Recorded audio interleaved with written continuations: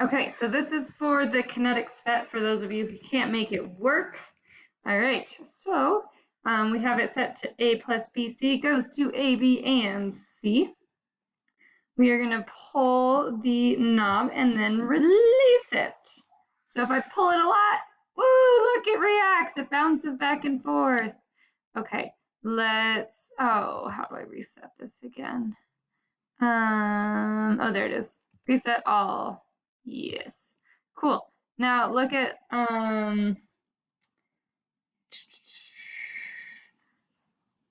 it says notice the energy on it. So actually here, will notice that later. Okay, so we pulled the knob, know what happened. You can start over by selecting reload launcher, did it, repeat pulling the knob and releasing it 3 times using 3 different settings. Okay, let's do one setting where itty bitty, oh, it's so slow, oh, it didn't react.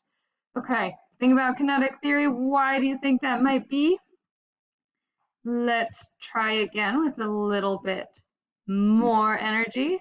So look at this, as I pull it down, you can look at the thermometer at the top right, it increases because we have more energy being put in, meaning higher temp. Oh, not enough energy. All right, let's try yet another level. So we did all the way down initially. Let's do like here. Let's see if that happens. Oh, yay, it reacted. Woo! Okay, cool. Write down your notes for 3. Let's see, is a minimum setting required to convert A and BC to A, B, and C? So note what you noticed when we were looking at that. So now we're going to open the energy view. This is for number 5. Let's reload the launcher. Okay, describe what happens to the energy in the system as reactants are converted to products. Is this reaction endothermic or exothermic? So look at this graph, endothermic or exothermic. Let's see.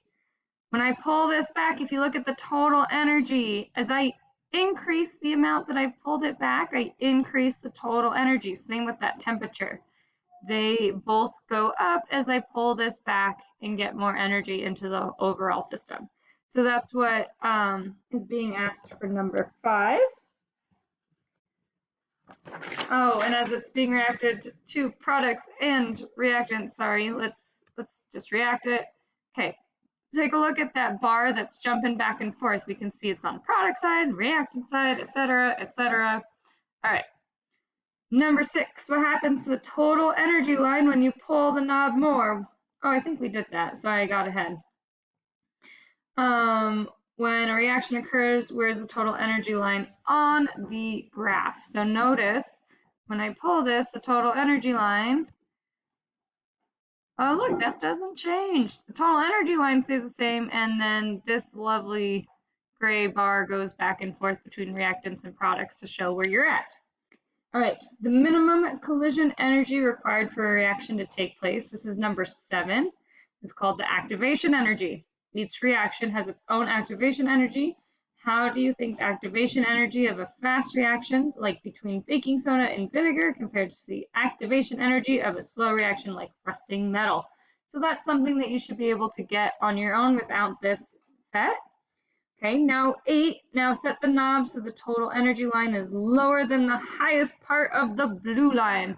Okay, let's reset this. All right, if I have it at below the highest point, so that's below it. Use the fire pit to increase it. Okay, so we're gonna do this. I'm gonna let it go. Reaction's not happening. Let's increase the temperature. Woo, as I increase the temperature, oh, this is poor. It's like reacting, but you can't really see it very well. Let's see if I can't time this better. Okay, so we shoot it out. Oh wait, I'm supposed to shoot it below. Okay, isn't this fun? You get to watch this a bunch of times. Okay, now it's too slow. Oh no, but let's heat this thing up. Oh look, it reacted. Okay, once we got enough heat, it then reacts. Okay, because that total energy goes above it, the activation energy. Okay, cast your mind back. This is number 9. to kinetic molecular theory. How are your observations consistent with the postulate that increasing the temperature of a system increases the kinetic energy of the molecules in the system, so that you can answer on your own with this. Okay, number 10, we're going to go to the rate experiment table. We're going to turn on the bar chart option. Oh, there it is, bar chart. Alrighty. Shoot, where am I? Oh, leave temperature as it is and select the reactants A plus BC. Done. Start with equal numbers of A and BC molecules. Does a reaction occur? Okay, so we are going to, let's just start with 2 of these and 2 of these and say begin experiment. All right, they're in there. They're flying around. They're doing their, cool molecule flying around thing. I don't see any reactions happening. All right.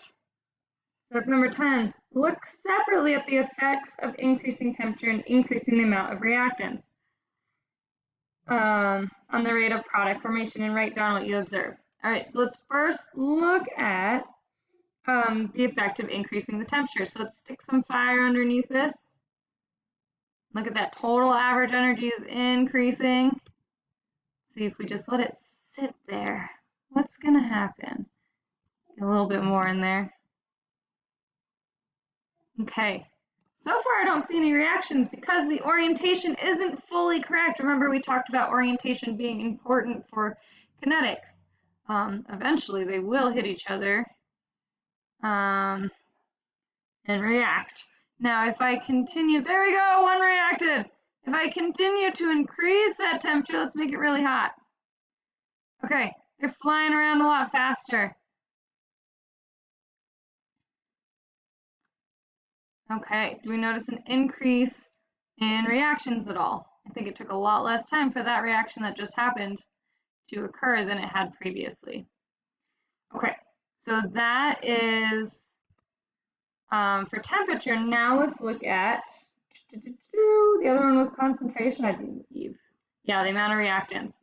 Okay, so we put in 2 before. Let's go for 6 of each. Why the heck not? All right, begin experiment. All right, first of all, let's take a look. Total average energy is below. So, does anything happen?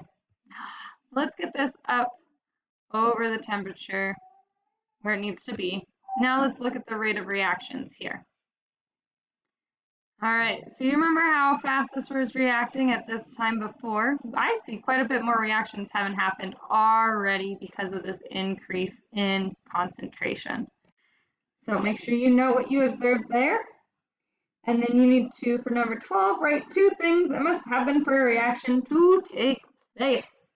So this was just a very brief video for those of you who do not have the ability to play the PhETs. I just wanted to make sure that we ran through this quickly. If you need to rewatch this and pause as needed to write down your observations, feel free to do so. But anyway, hope everyone's doing well, and yeah, signing off for now.